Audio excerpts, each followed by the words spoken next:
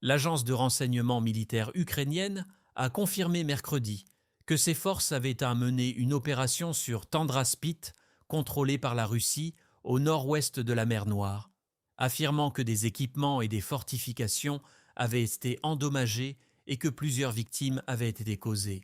L'agence a publié une vidéo montrant des bateaux remplis de soldats bien équipés débarquant sur une ligne de côte. L'agence a déclaré qu'ils avaient détruit un système de guerre électronique russe et des véhicules blindés et qu'ils évaluaient les pertes en personnel russe. Mardi, les autorités installées par la Russie avaient déclaré que des saboteurs ukrainiens avaient tenté de débarquer par la mer sur l'île contrôlée par la Russie. Le gouverneur installé par la Russie de la partie occupée de la région de Kherson, où se trouve également la bande de terre, a déclaré que Kiev avait attaqué avec 12 bateaux rapides, dont 8 transportaient des troupes, tandis que les 4 autres offraient un soutien de tir. Le service de renseignement militaire, HUR de l'Ukraine, a déclaré que ses forces n'avaient subi aucune perte.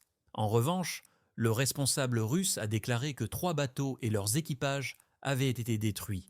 Tandraspit s'étend le long des côtes de la partie sud de la région de Kherson, dans des eaux considérées comme importantes pour préserver l'accès de l'Ukraine à la mer Noire. L'Ukraine avait déjà attaqué cette bande de terre en février de cette année. Mais le ministère russe de la Défense avait alors déclaré que l'Ukraine avait perdu jusqu'à 25 soldats dans l'opération ratée. Les forces ukrainiennes des opérations spéciales avaient alors déclaré que certains de leurs combattants avaient été tués dans une mission de combat, mais sans préciser le nombre de victimes.